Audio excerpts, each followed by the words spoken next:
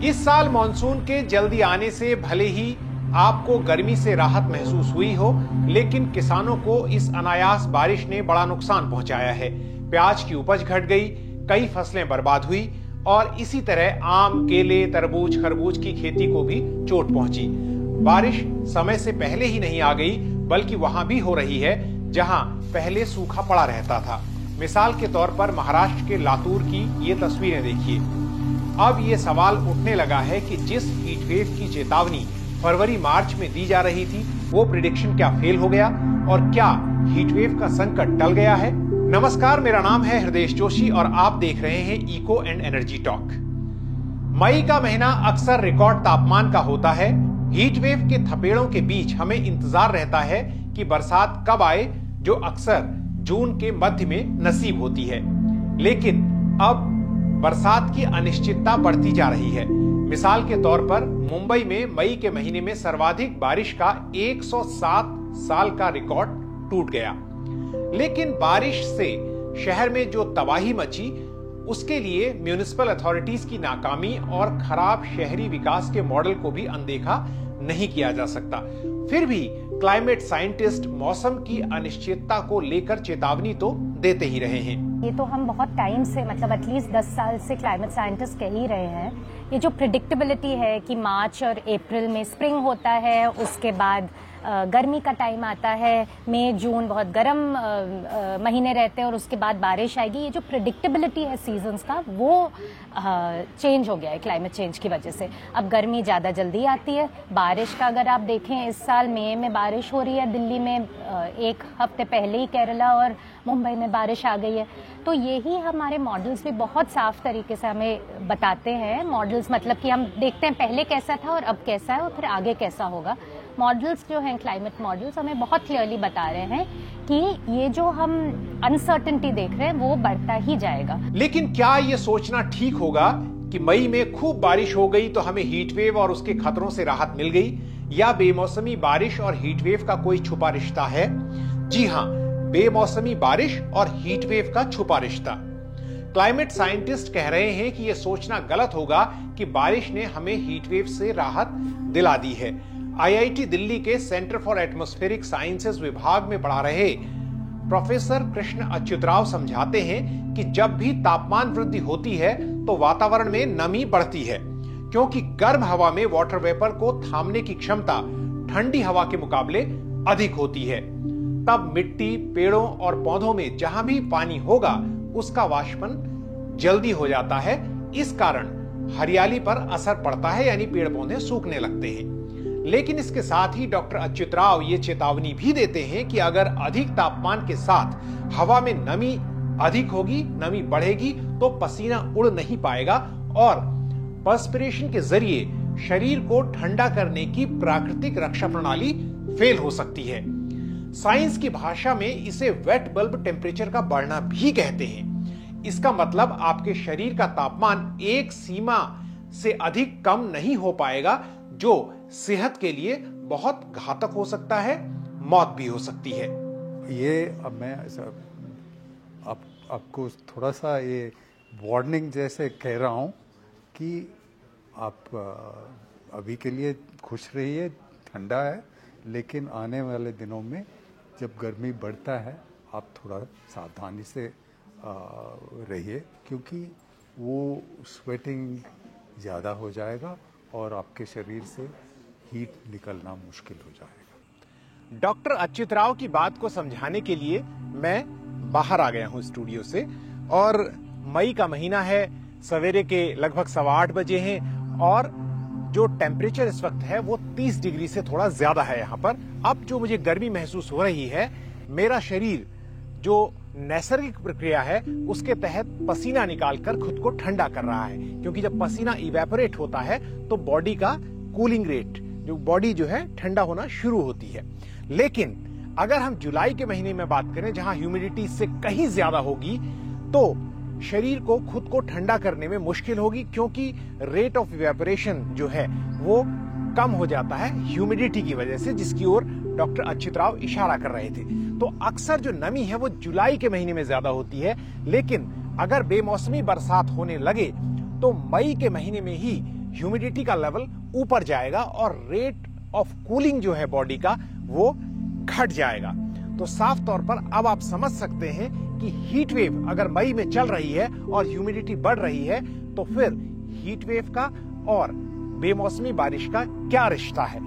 इसी छुपे रिश्ते को समझाने के लिए मैं स्टूडियो से बाहर आया। अब आप समझ सकते हैं कि ड्राई हीट वेव और वेट हीट वेव, ये जो दो टर्म होते हैं, इनका क्या मतलब है और क्यों वेट हीट वेव जो है वो ड्राई हीट वेव के मुकाबले ज्यादा खतरनाक होती है। क्लाइमेट साइंटिस्ट और मौसम विज्ञानियों ने जो अंदाजे लगाए हैं या जो उनके मॉडल बताते हैं वो ये कि अगर धरती की तापमान वृद्धि, जो टेम्परेचर राइज है धरती का, वो 1.5 डिग्री से ज्यादा होता है, जो ऑलरेडी हो चुका है, तो हीट वेव की फ्रीक्वेंसी 3 गुना हो सकती है सामान्य से अधिक। लेकिन अगर ये टेम्परेचर राइज, जो तापमान वृद्धि है धरती की, वो 2 डिग्री या उससे अधिक हो जाती है तो ये हीट वेव की फ्रीक्वेंसी 5 गुना ज्यादा हो सकती है। और ऐसे में हीट वेव की सिर्फ फ्रीक्वेंसी नहीं बढ़ेगी, हीट वेव वाले दिन ही ज्यादा नहीं होंगे, बल्कि वो जुलाई के महीने में भी हो सकती है, जुलाई अगस्त के महीने में, जब ह्यूमिडिटी और ज्यादा होती है। तो ये खतरा जो वेट हीट वेव का है उसे समझने के लिए टेम्परेचर राइज और जो छुपी बेमौसमी बरसात है उसका खेल आपको समझ में आया होगा। और ये इसलिए समझना जरूरी है क्योंकि इसके बहुत सारे हेल्थ रिस्क हैं, सिर्फ डेथ ही नहीं बल्कि और भी हेल्थ रिस्क हैं, जिनके बारे में मैंने मौसम विज्ञानियों से और हेल्थ एक्सपर्ट से बात की।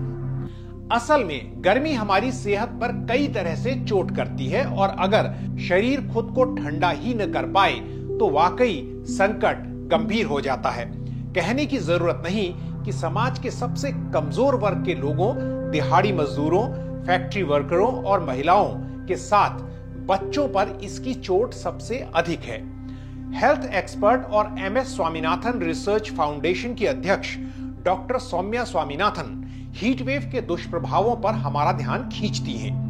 अपने पिछले वीडियो में, जिसका लिंक मैं यहां डिस्क्रिप्शन बॉक्स में दे रहा हूं, मैंने बताया था कि कैसे हीट वेव से निपटने की रणनीति या कोई एक्शन प्लान तैयार करने में हीट वेव से होने वाली मौतों का आंकड़ा यानी death due to heat wave पता करना बहुत जरूरी है, क्योंकि जब तक ये पता नहीं चलेगा तो हीट वेव से कितने लोग मर रहे हैं, उसकी भयावहता यानी सीवियरिटी का अंदाजा कैसे होगा। डॉक्टर सौम्या स्वामीनाथन कहती हैं कि मरने वाले लोगों को बचाना बहुत आवश्यक है, लेकिन सिर्फ मृत्यु का आंकड़ा ही हीट वेव के दुष्प्रभावों का पूरा अंदाजा हमें नहीं देता। उनके मुताबिक हीट वेव से मौत के आंकड़े सिर्फ टिप ऑफ आइसबर्ग हैं, और जब हीट वेव और एयर पोल्यूशन की मार एक साथ पड़ती है तो परिणाम बहुत घातक होते हैं, विशेषकर गर्भवती महिलाओं और बच्चों के लिए। कई बार ऐसे होता है कि हम लोग सिर्फ मृत्यु को देखते हैं कि हीट वेव में कितनी मृत्यु हुए, बट मृत्यु जो है वो टिप ऑफ द आइसबर्ग है। ऑफ कोर्स हमें प्रिवेंट करना चाहिए, कोई मृत्यु नहीं होनी चाहिए हीट की वजह से, बट ये भी हम समझ सकते हैं कि किसी एक जन का मृत्यु अगर हो जाए, कम से कम उसमें 50 या 100 लोगों का स्वास्थ्य पे जो असर पड़ रहा है उसको हम पूरी तरह से अभी नहीं समझ पाए हैं। तो काफ़ी रिसर्च हो रहा है और ये अनुसंधान जो है पिछले कई सालों में नई चीज़ें निकली हैं, जिससे पता लग रहा है कि फॉर एग्जांपल जो गर्भवती महिला है, प्रेग्नेंट वुमेन है, उनके ऊपर जो ज़्यादातर की जो बाहर काम कर रही हैं या अंदर भी काम कर रही हों पर बड़े गर्मी के एनवायरनमेंट में, जैसे फैक्ट्रीज वगैरह में या घर के अंदर, उनके प्रेगनेंसी पे असर पड़ता है। कई बार ब्लड प्रेशर बढ़ जाता है प्रेगनेंसी के टाइम पे, बच्चा जल्दी पैदा हो सकता है जिसे प्रेमेच्योर डिलीवरी कहते हैं, या और भी नुकसान हो सकता है। जब हीट और एयर पोल्यूशन, एयर क्वालिटी भी खराब हो और गर्मी भी हो, उसका जो कंबाइंड इफेक्ट है प्रेग्नेंट विमेन पर, वो भी बहुत ज़्यादा हो जाता है।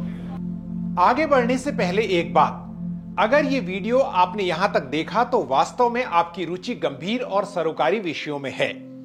आप इस वीडियो को लाइक और चैनल को सब्सक्राइब करना ना भूलें। हो सके तो इसे ज्वाइन भी जरूर करें। अगर आप अपने YouTube लॉगिन से देख रहे हैं तो कमेंट में आपको सुपर थैंक्स का एक विकल्प भी दिखेगा, जिससे आप आर्थिक मदद कर सकते हैं। हम जानते हैं कि हीट वेव देश की उस बहुत बड़ी वर्कफोर्स के लिए खतरा है जो खुले में काम करती है। अब रात के तापमान में भी वृद्धि हो रही है, तो उमस के कारण अगर असुविधा बढ़ती है, नींद खराब होती है और थकावट होती है, तो इस वर्कफोर्स की कार्यक्षमता पर असर पड़ेगा।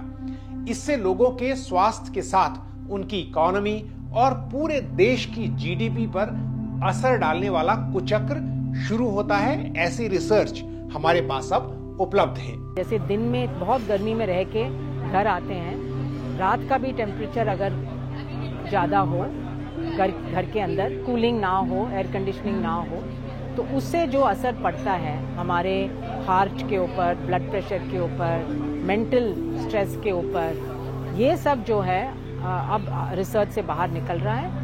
इसका ये मतलब है कि जो प्रोडक्टिविटी है, जितना हम लोग काम कर पाएंगे वो बहुत कम हो जाएगा और वो ऑफ कोर्स इनकम पे असर पड़ेगा।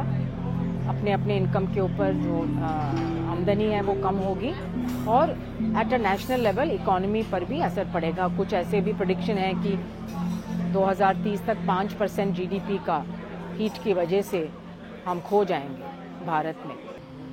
तो अगर हम शहरों की बात करें, सिटीज़ में अगर हम देखें, तरह तरह के लोग रहते हैं, तरह तरह के काम करते हैं और लोग के रहने की स्थिति बहुत अलग अलग है। कुछ लोग हाई राइज अपार्टमेंट्स में रह रहे हैं, कुछ लोग बंगलों में रह रहे हैं जहां आगे हरियाली और पीछे हरियाली है, कुछ लोगों के पास बालकनियों में जगह है कि हरियाली करें, और उसके बाद कुछ लोग हैं जो झुग्गी झोपड़ी में रह रहे हैं, कई बार तो टिन के घरों में भी रह रहे हैं।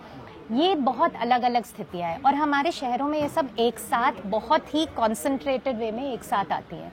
तो इसलिए बहुत ज़रूरी है कि हम लोगों के स्वास्थ्य को बचाने के लिए हर तरह का एडेप्टेशन मेजर्स लें और नेचर बेस्ड सॉल्यूशंस के ऊपर ज़रा ध्यान दें। जो काफ़ी हम लोग अपनी बायोडाइवर्सिटी को खो चुके हैं, जो रहन सहन के ट्रेडिशनल प्रैक्टिसेस थे उसको भूल चुके हैं। जो समर में हम कुछ चीज़ें खाते थे, कुछ ऐसे फल फूल थे जिसे हम खाते थे, कूलिंग, अपने लिए कूलिंग फूड्स कहते थे, वो सब जो ट्रेडिशनल नॉलेज है वो धीरे धीरे खत्म हो रहा है। पिछले 2 सालों में हमने रिकॉर्ड तापमान वाले कई महीनों के बारे में सुना और देखा। वर्ष 2024 इतिहास का सबसे गर्म साल था और इस साल यानी 2025 की फरवरी 1901 के बाद यानी पिछले 125 साल में अब तक रिकॉर्ड की गई सबसे गर्म फरवरी रही। इसी साल मार्च का महीना भी पिछले 3 साल का सबसे अधिक तापमान वाला था।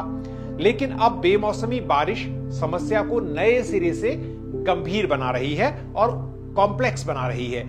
जहां फसलों का नुकसान हो रहा है, वहीं वातावरण की नमी और बढ़ती हीट का छुपा खेल जीवन को और दुरूह कर सकता है। इसलिए आने वाले महीनों में सावधान रहने की जरूरत है। इस वीडियो में इतना ही। जल्द ही नए वीडियो के साथ आपसे फिर मुलाकात होगी। नमस्कार।